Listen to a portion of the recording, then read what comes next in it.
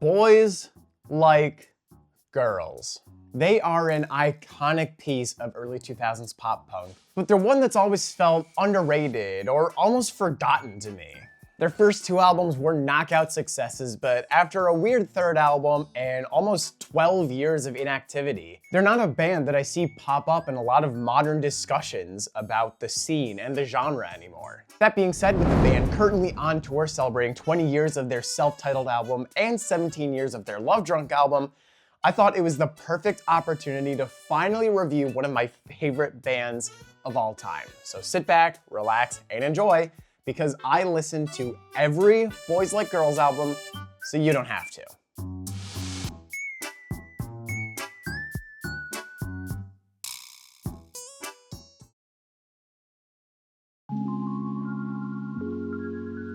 In August of 2006, Boys Like Girls, the self-titled debut album from Boys Like Girls, would be released. And this was one impactful album. This is what I'm gonna call a high school album if I've ever seen one. But don't for a second think that that is completely inherently a bad thing, because it's not. Technically, I think most of the band was out of high school by the time that this album was being written and recorded and eventually released. But you still see a lot of those sort of naive, dreamy, romance-centric themes on self-titled. Think of it almost like something akin to 5 Seconds of Summer self-titled. Personally, while I do prefer the darker, more mature lyrical themes that are gonna come later in Boys Like Girls' career, this album is still pretty good. I just feel like I kind of have to be in the right mood for it. Stylistically speaking, I think self-titled is also a pretty safe record, and contrary to the last point, I don't think that this is a strength. I think it's incredibly similar to what a lot of other bands at the time were doing. And for that reason, it sort of fails to stand out, at least for me. If I had grown up with this album in full and not just one or two scattered songs, or if I had been older at the time where it dropped, I could definitely see myself ranking it a lot higher. But it might just be one of those projects that you kind of had to be there for to understand the hype of, to appreciate properly. At times, I'd also say that self-titled is kind of sluggishly paced. I think it's really front-loaded with its best, most exciting songs. And while there are a few good moments on that second half, I think that portion of the album is when things noticeably start to drag. Anyways, that's enough of the general overview. Let's talk about the 3 singles of self-titled. Those being Hero Heroine, The Great Escape, and Thunder. This will be the second time in I Listen to Blank history that the first song that we're talking about in the entire video is my favorite song from that artist. And while it's a bit of a safe pick, I've got my reasons for it. Let's talk about The Great Escape. This song is particularly special to me, not just because it's my favorite song from Boys Like Girls, but because it's a serious contender for my favorite song of all time. Call it a lukewarm take if you want, but this song just activates something in me. It just energizes me so much, and it never fails to put me in a good mood, despite its naive, inexperienced subject matter. If anything, this style of lyricism is what primarily contributes to impacting my mood. I'll also add that this is probably my favorite song that I've ever heard live from any artist whatsoever. I've been fortunate enough to see Boys Like Girls 2 or 3 times now, and even when I've seen them as openers, the highlight of those concerts has been The Great Escape. The crowd energy is so crazy that it feels like the roof is going to blow clean off. Their stage presence is powerful. Everything about this song is so perfect, and I won't accept any other opinion. I love this song so damn much. Directly following The Great Escape is another one of BLG's most famous songs, that being 5 Minutes to Midnight. While this is one that I have to be in the right mood to properly appreciate, that doesn't deny the fact that it's an amazing follow-up to keep the pacing energetic and exciting. Okay, that's apparently all I wrote for 5 Minutes to Midnight, so I suppose we'll move on. It's fine, it's a good song. More famous than 5 Minutes to Midnight, however, is Hero Heroine, another song that I really just have to be in the right mood for. Are you noticing a trend here yet? To me, Hero Heroine is so cool because it feels like one of the album's most stylistically diverse tracks, with a subtle yet heavier electronic presence in the backing instrumental. It almost feels like a teaser for the album that follows self-titled for those reasons, but we'll talk about that later. Hero Heroine also thrives from a creative use of dynamics. Going from verse to chorus provides a swell of noise that makes every drop into that chorus all the more powerful and resounding. If any moment of this song sticks with you, it is probably the chorus, and I don't think it would have that impact if it weren't for the swelling dynamics that pushed us into it. Now, I'll be honest, I didn't really give On Top of the World that fair of a chance at first. I thought it was catchy, I didn't think there was much else to it, but now I think it's one of Self-Titled's best written tracks, if not the best. On Top of the World is a heartfelt tribute to Martin's late mother, who passed away from breast cancer when he was 16. The lyrics reflect on a dreamt reunion between the two, with Martin expressing that it wouldn't matter what they did in that dream state time, and that he's just happy to see her, even though he knows it's just a dream.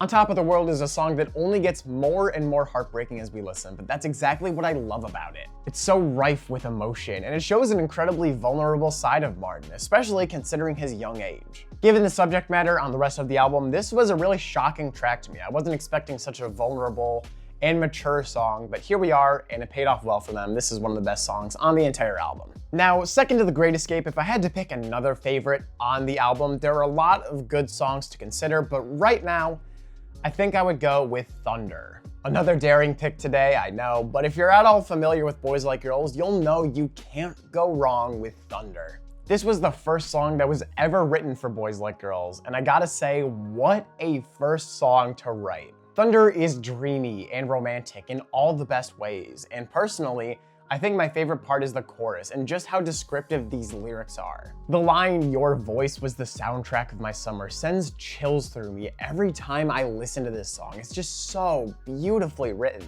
And while the pacing of Thunder is good, it only gets better live. Martin gets a bit of time to do the song solo before the full band comes in, and it feels like this huge buildup of pressure, the release of which is incredibly satisfying. There's a good reason Thunder is one of BLG's most famous songs, I'm just saying. Now let's move into some more deep cuts on the album.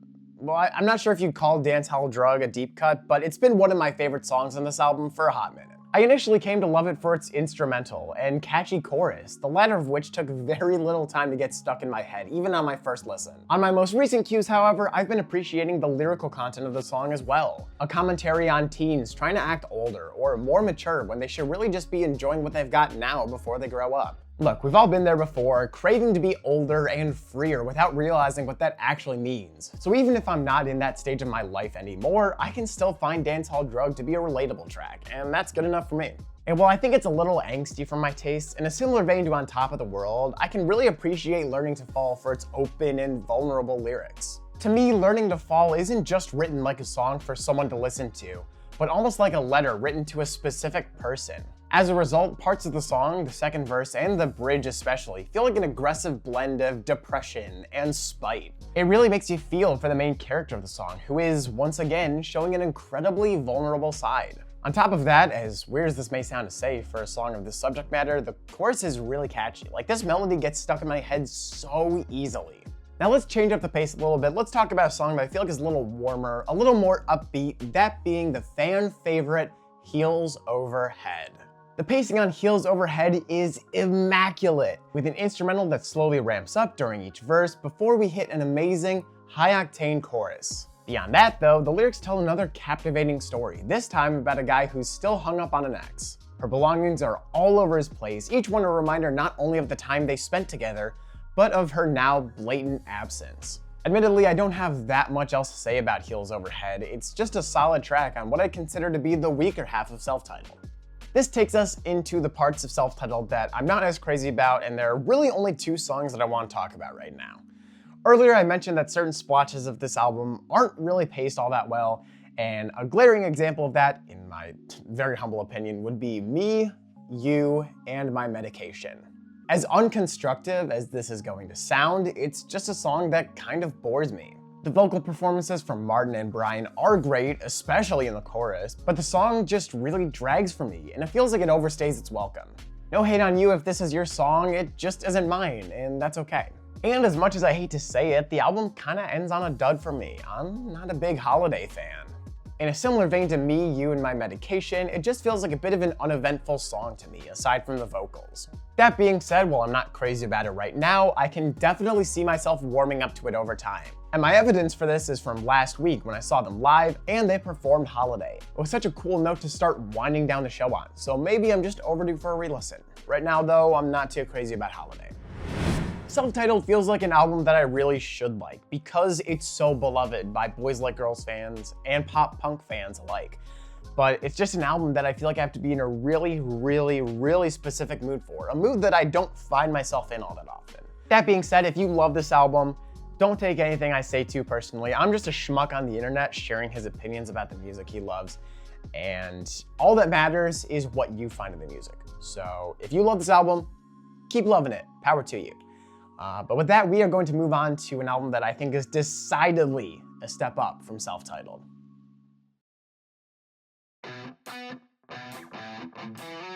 Love Drunk, the sophomore album from Boys Like Girls, would be released in September of 2009. I was in 4th grade. Now look, Self-Titled and Love Drunk are two incredibly solid albums, don't get me wrong, but I think Love Drunk is way more consistent. If you ask me, the high points of Love Drunk often match or eclipse those of Self-Titled, and the low moments don't sink nearly as low.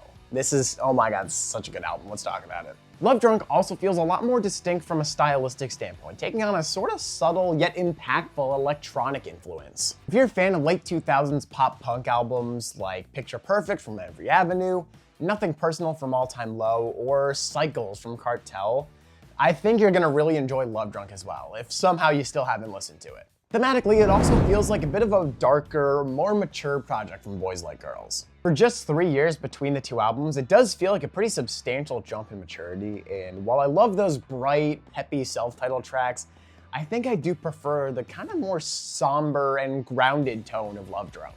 So with that out of the way, let's talk about some singles. Once again, there are 3 here, those being Love Drunk, 2 is Better Than 1, and Heartbreak. Let's start where all good things start, the crown jewel of Love Drunk the album, Love Drunk the song. Chances are that if you know Boys Like Girls, this is one of their songs you know, and it's not hard to see why. Love Drunk is such an energetic and exciting song from start to finish, which makes it such an excellent choice for the band to use as an opening song at most concerts. I'd also say that it has probably my favorite bridge on any Boys Like Girls song. It's so aggressive, so spunky, so standoffish, and that suits the song and the tone of this album perfectly. Now let's rewind for a second. Let's go back to the start of the album to talk about another single, that being Heartbreak. While it's definitely a step down from The Great Escape, Heartbreak still suits the needs of Love Drunk as far as setting tone and pacing are concerned. It serves as a good introduction to the electronic influence BLG is going for with this album, and it effortlessly sets the darker tone of the album as well. All things considered, I don't have that much to say about Heartbreak. It's simply a solid opening track, and that is more than good enough for me. Moving on through the track list, let's talk about She's Got a Boyfriend Now, which continues building on the darker themes kickstarted by Heartbreak and Love Drunk. This one wistfully reflecting on a former partner who's now moved on. When I talk about Boys Like Girls' growth and mature songwriting on Love Drunk, She's Got a Boyfriend Now is a perfect example of what I'm trying to highlight. It feels like it could be a follow-up to any number of songs on Self-Titled, like the characters from The Great Escape have grown and separated. I really like how grounded of a song it is. Self-Titled is dreamy and positive like the sky is the limit, but songs like She's Got a Boyfriend Now kind of pull us back down to earth and smack us back into reality. High school relationships don't usually survive, even when we think there's nobody else out there for us. I don't know, I think that's a cooler perspective than we're high schoolers and we're gonna be in love forever, even if that is a realistic perspective for a teenage songwriter to have. Now, regular viewers of the channel will know that I'm a sucker for a cheeky love song, and if I had to pick a favorite lovey-dovey song of all time, it would be 2 is Better Than 1. Look, I love my fast and upbeat pop punk love anthems, but sometimes I like to slow it down. 2 is Better Than 1 takes its time while still having fluid pacing, never feeling like it gets sluggish or overstays its welcome at any point. This is also the perfect song to contain a feature, and boy does it pack a punch, because 2 is Better Than 1 features the ever so famous Taylor Swift. Taylor and Martin were frequent collaborators back in the day, working together in 2 is Better Than 1, obviously, but also You'll Always Find Your Way Back Home from the Hannah Montana movie, and if this was a movie, from the deluxe edition of Taylor's Speak Now album. To get back on topic though, the back and forth between Taylor and Martin feels so effortless and genuine on 2 is Better Than 1. And given that the two were rumored to be dating around this time, that's nothing to be surprised about. This is one of those songs that I would love to be my first dance when I eventually get married. It's just so beautiful and so special to me. With that, let's talk about some more deep cuts. When I first listened to Love Drunk 2 or 3 years ago, Contagious was one of the earliest songs that I latched onto. While I don't think it's one that I'm as obsessed with these days, I can't deny that it's one awesome song on Love Drunk. In particular, I think the instrumental, especially the drums, are excellent on Contagious. Once we hit the chorus, we've got this rapid hi-hat that alternates with occasional snare hits, and it makes every listen of the chorus so engaging and exciting. I will say that my only gripe with the song, and oh boy is this a nitpick, is that the opening drumline sounds eerily similar to Bowling for Soup's High School Never Ends. I mean, I'm just gonna play them real quick and you tell me.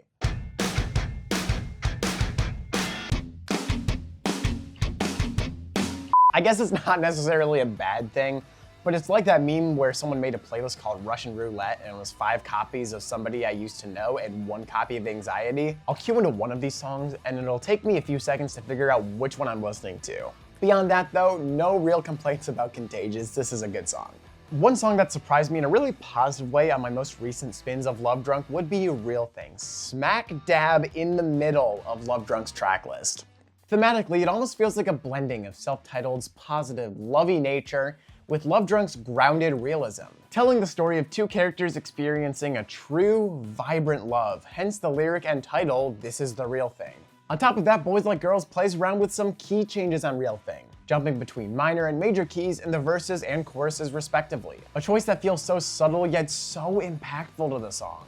Love Drunk, like I've said, is an album that feels more realistic and blunt than Self-Titled. The minor key in the verses sell that at first, and we don't put as much stake into the relationship, but the moment we hit the chorus, the moment we hit lines like this is the real thing, love changes everything, it feels like the entire tone of the song and scope of what's possible within this short narrative changes completely.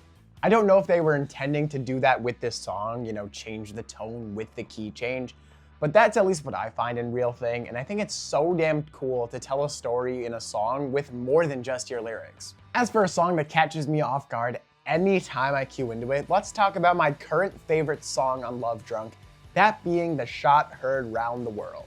To be frank with you, this intro has pretty much perfect pacing and tone for me. Starting off with that lone, shaky breath, then the soul guitar line, then fading in the drums and electronic production before blasting us with the sound of the full band is just crazy. I mean, I got chills writing this part of the video as I was listening along to the song. It's just such a great intro. Lyrically speaking, I also think it's one of the best written songs on Love Drunk. To me, it's all about action and unity. We can achieve greatness, but for one thing, that's only possible if we put in the work ourselves, and for another, it becomes easier when we stand together and support one another. I think the second verse in particular is where the song thrives on the songwriting front, but the bridge and the chorus are also quite solid. I cannot fib. And to round out our good tracks, let's talk about Chemicals Collide, another track that I latched on into my earliest listens of Love Drunk, but one that's kind of stuck with me longer than something like Contagious. In a similar vein to Real Thing, it feels like another song that fuses the themes of both Self-Titled and Love Drunk. It's a catchy, positive, peppy love song, but it also contains a mature self-reflection in relation to this new partnership. Martin writes about how he's flawed and isn't perfect, but this new partner looks past those flaws and supports them through everything regardless. Certain parts of the song fall back into that dreamy, high school-esque romance, but for the most part, I think Chemicals Collide does a good job of balancing the warm, loving relationship with the themes of accepting someone despite their flaws. Love Drunk does have a few points that lull for me, and while I wouldn't say that any of them are so harsh to be a skip, I would say that Someone Like You is probably the most egregious moment on the entire album for me. Especially following the exciting and dynamic Real Thing, Someone Like You feels like it pulls Love Drunk to a grinding halt for 4 minutes straight. If I have any praise, it does feel like a hint at what the future sound of BLG is going to be like, but we'll talk about that later. For now, Someone Like You is just fine, and I suppose that's okay. And it pains me to say, we're 2 for 2 on dud closing tracks. I'm not crazy about Go either, I'm sorry. As a direct follow-up to the energetic Chemicals Collide, in a similar vein to Someone Like You, Go just feels like it suddenly drags and ends the album off on a bit of a low note for me. That being said, I'll definitely take Go over Holiday any day, it is a step up. And in a similar vein to Holiday, seeing Go perform live has definitely improved my opinion towards it, so that is worth noting. I think with more listens, this could get out of the negative song category. So that's Love Drunk. I had so much fun revisiting this album. I think I first listened to it in 2023 or 2024, I can't remember for sure to be honest. But I remember being kind of so-so on it on my first listen. I didn't really go back to much besides 2 is Better Than 1, Love Drunk, Chemicals Collide, Contagious. And respectfully, I don't know what the fuck I was thinking. This was such a fun project to re-immerse myself in. It's so diverse stylistically. Ugh, I love it so much. As they say though, all good things must come to an end. So let's move on from Love Drunk into the next one. Uh-oh. In December of 2012, Boys Like Girls would release their third studio album, Crazy World. And this is one really weird entry. This is my first time listening to Crazy World in full in almost 2 years. And yeah, there's a reason for it. For whatever reason, Boys Like Girls decided to dust off their boots, crack open a nice cold beer with the fellas, and get their country on for Crazy World, a decision that was met with justly mixed reactions. Making a sharp departure from your trademark sound can pay off massively, and there are a lot of artists who have done that, but in the case of Boys Like Girls, I think this album was a miss for most, myself included. I will say though that while I'm not a big fan of country, I don't think changing styles into country flat out would be a bad decision if they just stayed consistent and stuck to it. Because at times, Crazy World feels like a sort of directionless and confused album. Like it doesn't really know exactly what type of sound it wants to go for or what it wants to achieve. Some songs play really heavily into that country influence while others go for a more pop-driven sound. So I guess what I'm trying to say is that the day-to-day song-to-song listening experience of Crazy World is really jarring. That being said, I want to make it clear that Crazy World isn't entirely doom and gloom. There are quite a few catchy songs on this entire album, but by a long shot, I think the biggest strength are Martin's vocals, which I think are better now than they've been on any album that we've talked about yet. And I don't say that to suggest that Martin is bad on either Self-Titled or Love Drunk, but I just think his voice only gets better from album to album. And this just being the newest one, it's the best he's been yet. Even if I'm not crazy about a majority of these songs, his voice at least keeps me engaged for the most part, and that's good enough for me if we're just kind of trucking through this one. With that, let's move on to the 3 singles. Okay, let's talk about the singles for a second. Wikipedia lists 2 singles for this album, Be Your Everything and Life of the Party. I consider the first time a single as well because it came out on an EP before the full album came out, so I'm gonna say that there are 3 singles, and we'll go from there, I suppose. I don't know. Wikipedia, fix your shit. Of these 3 singles, the one that stands out the most, far and beyond, would be The First Time. Not just my favorite single, but my favorite song on the entirety of Crazy World, and nothing else even comes close. I am a sucker for a wistfully nostalgic song where the band reflects on their journey, and The First Time is no different. This is also one of the less country-ish songs on Crazy World, so it does appeal to me for that reason. But again, the problem with this album isn't necessarily the inclusion of country, it's the disjointed and confused style. If there is a single good moment though, it's The First Time. This feels like the most agreeable song on the entire album. Now, as far as streaming numbers are concerned, Be Your Everything is the most popular song on the album, and while it's not my personal favorite, it definitely deserves the hype, and I can see why it's so beloved. I think Crazy World features a distinct lack of the vulnerable and moving lyricism of something like Love Drunk, but Be Your Everything is an exception to that. It's not just a sappy love song full of vows, but also a self-reflection on why falling in love is so difficult and scary sometimes. To me, Be Your Everything is a song that really grounds me and calms me down when things feel uncertain, and that's pretty powerful. All right, so those are all the singles that I want to talk about for now. So let's move on to what I'd reluctantly call a guilty pleasure song on Crazy World, that being Shoot. I know I literally just complained about the surface level lyricism of Crazy World, but sometimes an easy listen with chill lyrics is the vibe, and that's exactly what I get from Shoot. It's not groundbreaking, it's not horrible, it's just fine. You listen to this one around a campfire, and I don't know when else you listen to it. It's just okay. Now let's talk about a song that I've only come around on very recently, that being Stuck in the Middle. My first exposure to this song was actually on BLG's recent live album, where the band uses it as an interlude of sorts right in the middle of Thunder. But on these most recent listens of Crazy World, Stuck in the Middle is a track that I've been going back to quite frequently. The meaning that I personally find in it is as a push-on-through type song, a reminder not to give up when the going gets tough. It doesn't bring any complex themes or lyrical ideas, but I don't think a song of this nature really even needs that. Stuck in the Middle is simple, and in this context, that is exactly how I like it. It is perfectly fine as a simple song. On that note, it's time for another guilty pleasure country song, that being Red Cup, Hands Up, Long Brown Hair. Man, that's a mouthful. It's like a Fall Out Boy title. Honestly, I don't know if you can even call this one country, because the drums and the vocals feel super country, but there's all this poppy production in the background. It doesn't feel like it should work, but here we are. For me, the high point is the chorus, which feels like a great call and response, sing it around the campfire type of song. Beyond that, yeah, it's fine. It's far from my favorite BLG song, but at this point I'm trying to look for anything good to say about this album, so here we are. This brings us to the low points of Crazy World, which I think go 6 feet under what Love Drunk and Self-Titled were able to accomplish with their lowest moments.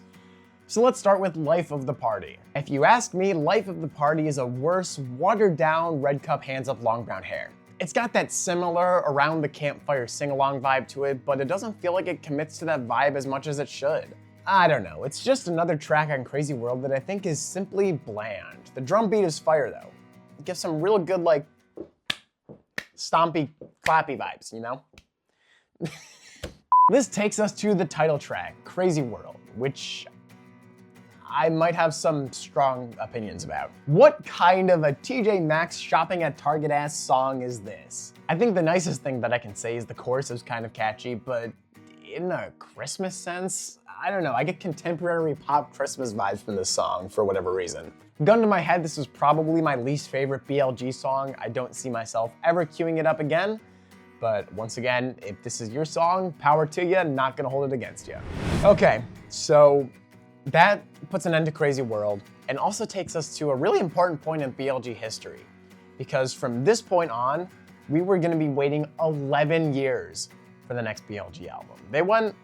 Did they go on hiatus? I'm actually not really sure. Okay, yeah, so they did do a hiatus, and then they did 10-year anniversary shows for Self-Titled, and then Martin started his solo project, The Night Game, and then they were supposed to do more Self-Titled shows in 2020, which got delayed, and that takes us to 2022 and 2023. So let's talk about post-hiatus Boys Like Girls now.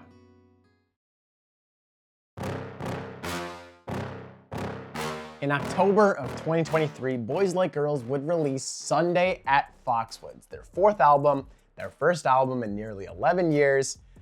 And if you ask me, they have never been better. I remember the day this album came out so distinctly. While it took me a while to warm up to the singles, by the time the album dropped, I was in love with all of them. And I felt like my entire outlook on life changed when I pressed play on that album. For a few weeks, this was about the only thing that I would listen to when it came to listening to albums in full, to the point where I'd call it my second favorite release from 2023.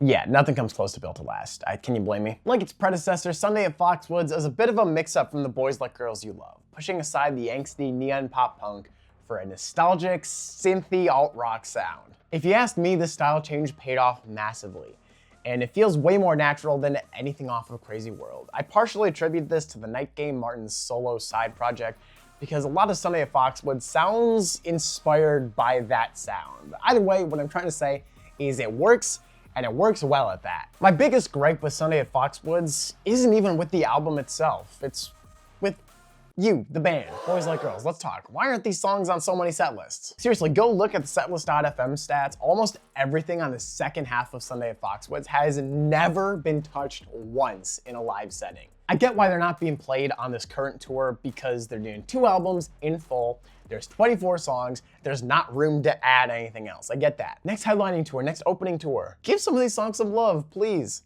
We want to hear these songs. Sunday at FOXWOODS also contains the largest bunch of singles yet. I think 5 to be exact. Those singles would be Blood and Sugar, Language, The Outside, Cry, and New Love. I think where I actually want to start with these is The Outside, because if you ask me, this is the best opening track to any Boys Like Girls album since The Great Escape. I love Heart, Heart, Heartbreak and The First Time dearly, don't get me wrong, but kicking off your first album in 10 years with the song all about your journey as a band and how far you've come is a perfect tone setter to Sunday at FOXWOODS. I'm also giving Boys Like Girls some bonus points for the Outsiders version of The Outside, containing features from the Summer Set, State Champs, 303, and The Ready Set. 5 artists on a single track should be blatantly overwhelming, but somehow everyone gets something meaningful to contribute to the song, and it doesn't end up feeling congested in any way. If anything, I actually like this version's bridge a lot better. The yeah yeah yeahs on the normal version of the song kind of get repetitive by the end of the song, but cutting out one section of those really helps to mitigate that issue. Back during the rollout of Sunday at FOXWOODS singles, I would have told you that Language was my favorite of them. These days, I don't hold that opinion anymore, but it's still an incredibly high point of the album for me. You could argue that the chorus gets repetitive after a certain point of time, and I definitely understand where you're coming from with that, but I personally love how easy of a song it is to sing along with, especially given how catchy of a melody the chorus is. The bass on this track is also so addictive. That opening bass line never fails to get me in the right mood to enjoy this song. Blood and Sugar is the lead single of Sunday at FOXWOODS, the first song the band had released in 10 years. On its release, I was left feeling pretty lukewarm. I didn't think it was necessarily bad, but it didn't really move me either. Over the years though, Blood and Sugar has only grown on me. To make a very random comparison for a second, I think I like Blood and Sugar in a similar way to how I like 21 Pilots' Fairly Local. I love both of these songs for their powerful instruments. When that beat drops on the first chorus of Fairly Local, it's an explosion of color and emotion. And that's exactly how I feel about Blood and Sugar when this first blast of drums and guitars hits us heading into the first verse. This is another song that I definitely prefer the live version of more than anything, but even the Sunday at FOXWOODS version is immaculate, so I can't be too mad. If we're talking about amazing lyricism and songwriting on Sunday at FOXWOODS, we need to talk about New Love, because I think this is one of the best written songs on the entire album, what I can only assume to be about Martin's wife and their history of their relationship. The songwriting is beautiful, but the pacing of New Love just adds to the good things I have to say. The way the song so gradually ramps up into the drop of the first chorus, which then leads into some more energetic drums, is just so addictive to me. It's a damn shame this one has never been performed live, especially considering it's a single, so guys, do me a favor, put it on a set list sometime soon. I will travel miles and miles to come see it. Of the album's 13 songs, I feel like Miracle has gotten a lot more love than most, and I can see why. This is one addictive and catchy song from start to finish. In a similar nature to Language, it starts off with a catchy bass line, although one that's notably less prominent than that of Language. The pacing and flow of Miracle, on the other hand, are another beast entirely. Every verse is lively and bouncy, but the rapid-fire pre-chorus is perfect to send us into this catchy, stuck-in-your-head chorus. I think I could do with a different bridge than a repeated pre-chorus, but that's just a nitpick. I really don't think Miracle has a shortage of good qualities at its disposal. This is such a great track. If there's any song that I'd call groovy on Sunday at FOXWOODS, Physical is probably about as close as we get, and oh boy is it a vibe. The guitar tone and whatever electronic distortion they've got going on this song is out of this world. It's also paced perfectly, staying upbeat and exciting, following the slower Cry and Monday Morning interlude. Slap a dope key change on the end of the song, wrap it up, and you've got one sick song in the form of Physical. If you ask me what the best written song on the entire album is, and what my favorite song on the album is in general, I would tell you Lost in Wonderland. This song never fails to get me in my feels with its wistfully nostalgic, happy ending tone, although in comparison to something like The First Time, this song feels like it warmly appreciates the present more than it longingly dwells on the past. It's like if you took that Dr. Seuss quote of "Don't cry because it's over, smile because it happened," cried anyway, and turned it into a song. It's just so emotional to me. Lost in Wonderland is so impactful to me because it reminds me of people that I just don't get to see very often. Whether that's old college pals, former coworkers, or high school friends who have all gone their separate ways. I love that the song not only acknowledges the sad moment of saying goodbye and the uncertainty of not knowing when you'll see someone again, but also celebrates the time that you spend with those you love. It's my favorite Boys Like Girls closing track by a long shot, and next to The Great Escape, it's probably my second favorite Boys Like Girls song of all time. Personally, I can't think of a better way to end this section of the video than Lost in Wonderland. It's simply a perfect song. On that note, to nobody's surprise, no skips. Not a single skip on this album. I think the only one that has skips for me is Crazy World. Even Self-Titled and Love Drunk, which have tracks that I'm not so fond of, aren't tracks that are so bad that I would skip them.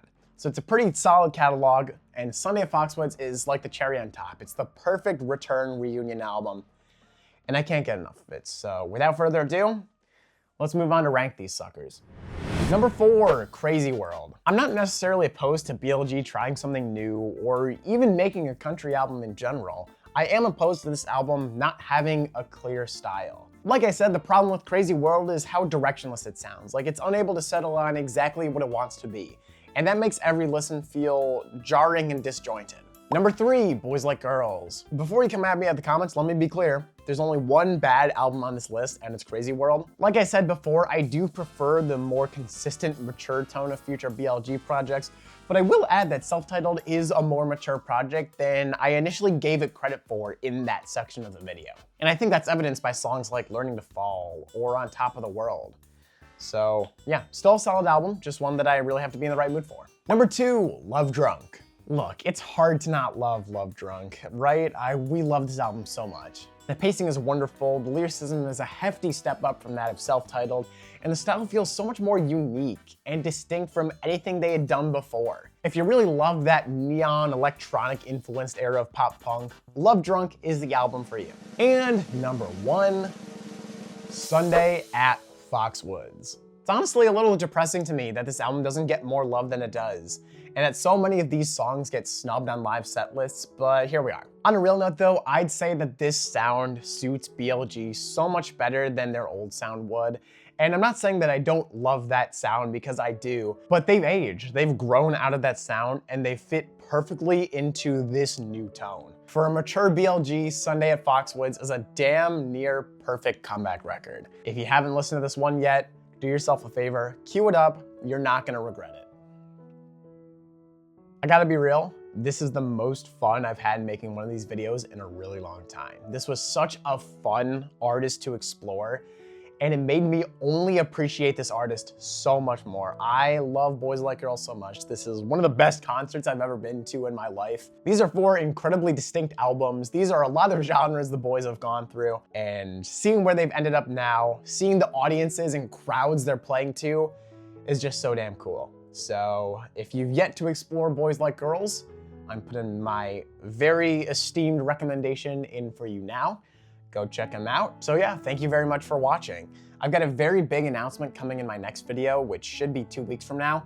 So if you're looking forward to what that is, please consider subbing to the channel so you don't miss out on it. And let me be clear, you're really not gonna wanna miss out on this. It's a really big announcement. And yeah, lots of exciting stuff in the pipeline. I cannot wait to show you what's in store. So thank you very much for watching. Have a nice day.